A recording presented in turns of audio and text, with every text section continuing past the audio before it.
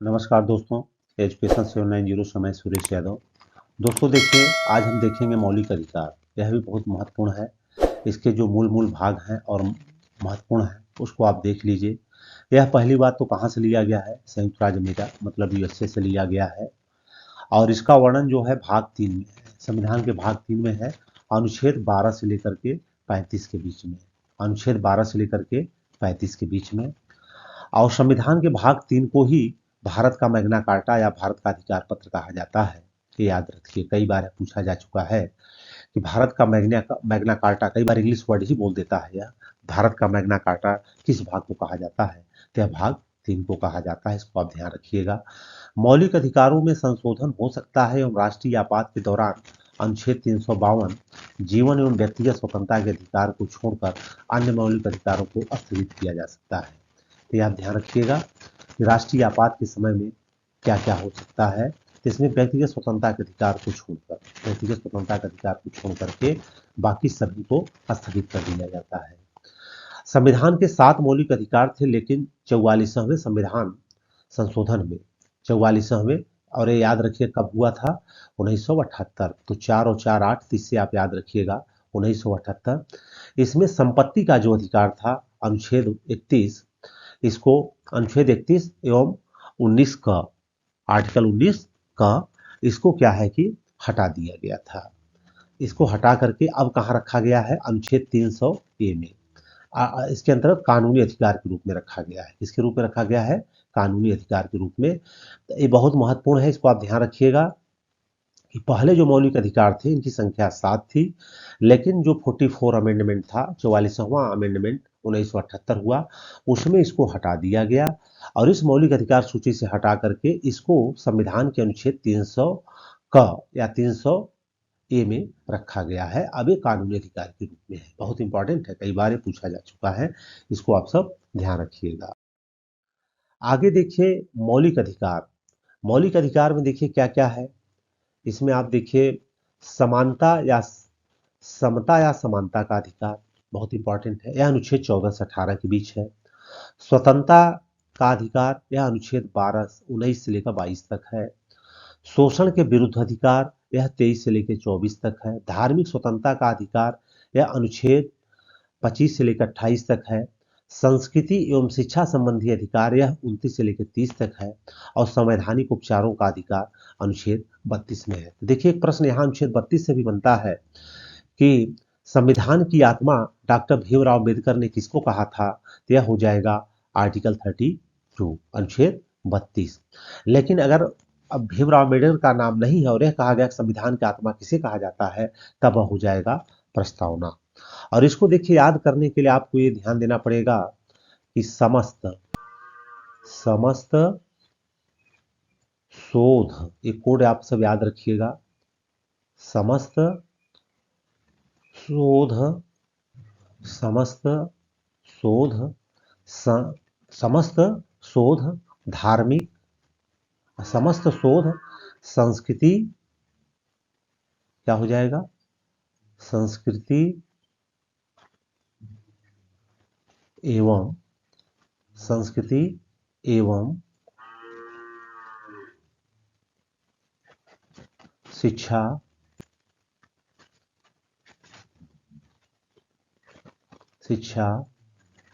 के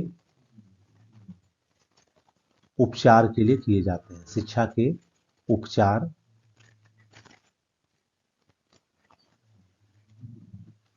के लिए किए जाते हैं। ये आप कोड याद रखिएगा, इससे आपको याद रहेगा किए जाते हैं। थोड़ा लिखावट नहीं बन पा रही, आप सब ध्यान दे देना दोस्तों। देखिए यहाँ पे हो जाएगा समस्त शोध संस्कृति एवं शिक्षा के उपचार के लिए किए जाते हैं। तो देखिए इसमें सम से हो जाएगा पहला वाला समता या समानता का अधिकार, आधा स त से हो जाएगा आपका स्वतंत्रता का अधिकार, सो से हो जाएगा शोषण के विरुद्ध अधिकार, ध से हो जाएगा धार्मिक स्वतंत्रता का अधिकार, और संस्कृति एवं शिक्षा से हो जाएगा संस्कृति एवं शिक्षा संबंधी अधिकार, और उपचार से हो जाएगा संवैधानिक उपचारों का अधिकार। तो इस प्रकार से इसको आप याद रखिएगा। यह पॉलिटी का बहुत इंपॉर्टेंट है। अगर ये याद नहीं है तो आप समझिए कि पॉलिटी आपको याद नहीं है, तो इसीलिए इसको आप जरूर पढ़ के रखिएगा कि पहला हो जाएगा समता या समानता का अधिकार, दूसरा स्वतंत्रता का अधिकार, तीसरा शोषण के विरुद्ध अधिकार, चौथा धार्मिक स्वतंत्रता का अधिकार, फिर संस्कृति एवं शिक्षा संबंधी अधिकार और संवैधानिक उपचारों का अधिकार। और आर्टिकल देखिए जो 31 था संपत्ति का अधिकार, यह 44 अमेंडमेंट 1978 में हटा दिया गया था। तो ये आपको ध्यान रखना है।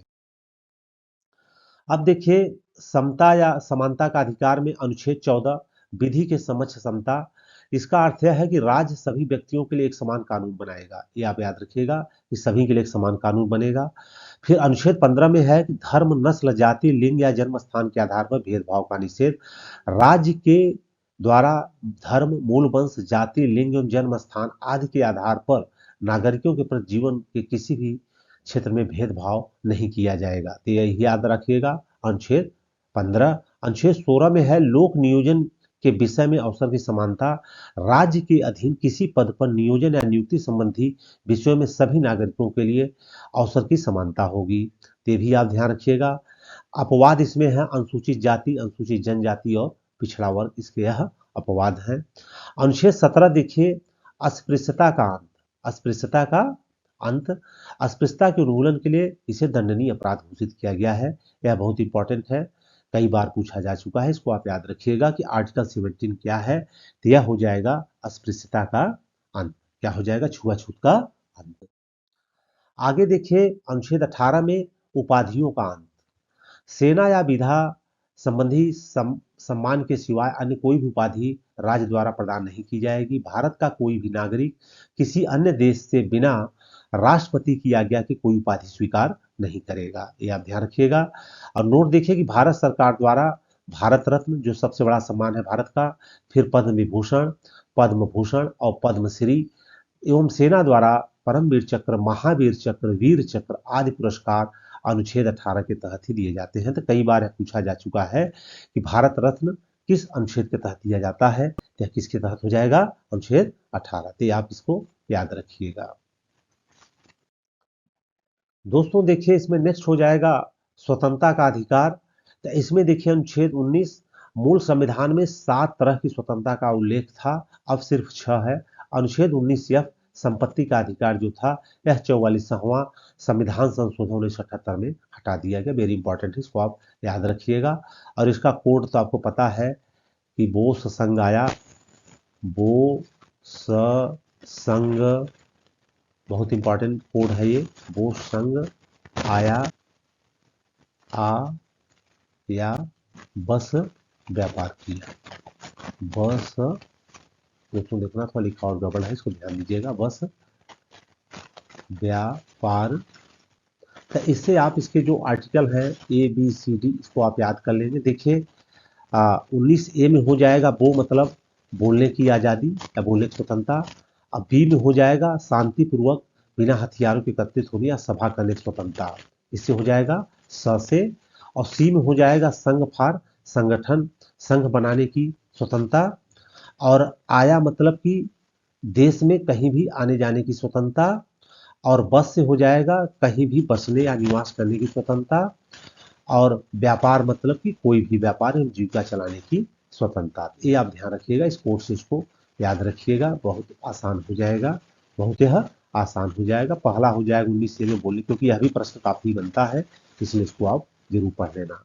और प्रेस की स्वतंत्रता का वर्णन अनुच्छेद 19A में ही है। तो यह भी प्रश्न इंपॉर्टेंट है, बना हुआ है, तो इसलिए आप ध्यान रखिएगा। प्रेस की स्वतंत्रता किसमें है? 19A में। अब देखिए अनुच्छेद 20। अनुच्छेद 20 में क्या है कि अपराधों के लिए दोष सिद्धि के संबंध में संरक्षण। इसमें देखिए इसके तहत 3 प्रकार की स्वतंत्रता है। किसी भी व्यक्ति को एक अपराध के लिए सिर्फ एक बार ही सजा मिलेगी, यह पॉइंट याद रखिएगा।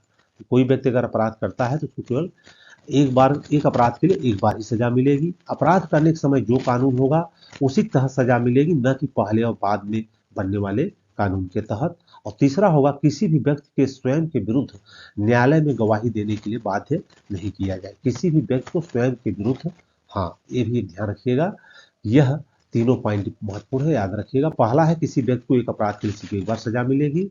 अपराध करने के समय कानून के तहत सजा मिलेगी जो उस समय कानून बना हुआ है, न कि पहले न कि बाद के हिसाब से बनेगा। और किसी भी व्यक्ति को स्वयं के विरुद्ध न्यायालय में गवाही देने के लिए बाध्य नहीं किया जाएगा। अब देखिए अनुच्छेद आपका 21 है, प्राण एवं दैहिक स्वतंत्रता का संरक्षण। किसी भी व्यक्ति को विधि द्वारा स्थापित प्रक्रिया के अतिरिक्त उसके जीवन और व्यक्ति स्वतंत्रता के अधिकार से वंचित नहीं किया जा सकता। तो ये भी देखिए यही है अनुच्छेद 21, जो कि आपातकाल के समय में भी यही एक नहीं हटता, यही एक नहीं हटता, बाकी सारे हट जाते हैं। ये आप ध्यान रखिएगा कि किसी भी व्यक्ति के विधि द्वारा स्थापित प्रक्रिया उसके जीवन एवं व्यक्ति स्वतंत्रता के अधिकार से वंचित नहीं किया जा सकता। ये बहुत इंपॉर्टेंट है, आप याद रखिएगा। अब अनुच्छेद 21 क में है, यह देखिए बहुत इंपॉर्टेंट है, 6 से 14 वर्ष के बच्चों को जरूर पढ़ाना है। और इसका अमेंडमेंट कौन सा था? 86वां संशोधन 2002। ये आप ध्यान रखिएगा, बहुत बार पूछा जा चुका है। अब देखिए अनुच्छेद 22। अनुच्छेद 22 में क्या है? कुछ दशाओं में गिरफ्तारी और निरोध के संरक्षण।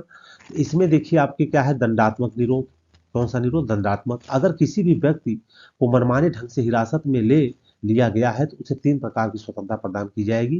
पहला है कि हिरासत में लेने का कारण बताना पड़ेगा, 24 घंटे के अंदर उसको दंडाधिकारी के समक्ष पेश किया जाएगा और उसे अपने पसंद के वकील लेने की सलाह दी जाएगी। ये तो देखिए दंडात्मक में है। और निवारक में क्या क्या है? भारतीय संविधान के अनुच्छेद 22 के खंड 3, 4, 5, 6 में तत्संबंधी प्रावधानों का उल्लेख है।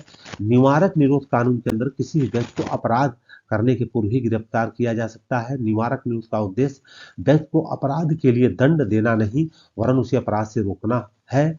यह निवारक निरोध राज्य की सुरक्षा, लोक व्यवस्था बनाए रखने या भारत की सुरक्षा संबंधी कारणों से हो सकता है। देखिए निवारक में क्या हो गया, जैसे मान लीजिए सरकार को पता चल जाता है कि ये आदमी इस बस अड्डे पे कोई बड़ी हरकत कर सकता है, तो उसको पहले ही क्या किया जाएगा? हिरासत में लिया जाएगा, जिससे वो कोई बहुत बड़ी घटना न कर सके।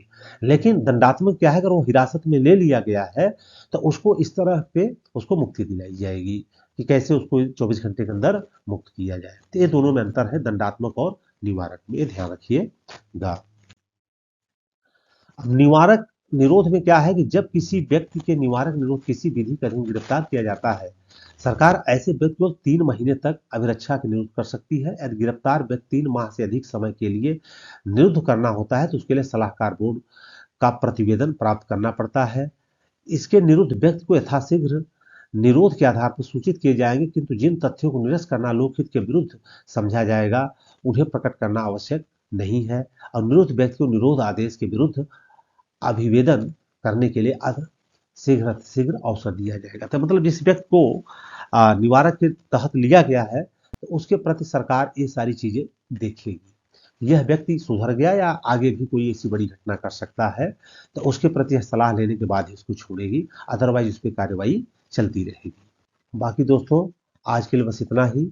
अगर वीडियो अच्छा लगा है दोस्तों आपसे इसको लाइक जरूर कर दीजिएगा और ज़्यादा से ज़्यादा आप सब शेयर करिए और कुछ आप सब कमेंट करिए। दोस्तों देखिए इसको बनाने में काफ़ी मेहनत लगती है, इसलिए दोस्तों आपसे विनम्र निवेदन है तो आप सब इसको लाइक जरूर किया करिए और इसके बाद कमेंट कीजिए, ज़्यादा से ज़्यादा इसको शेयर करिए।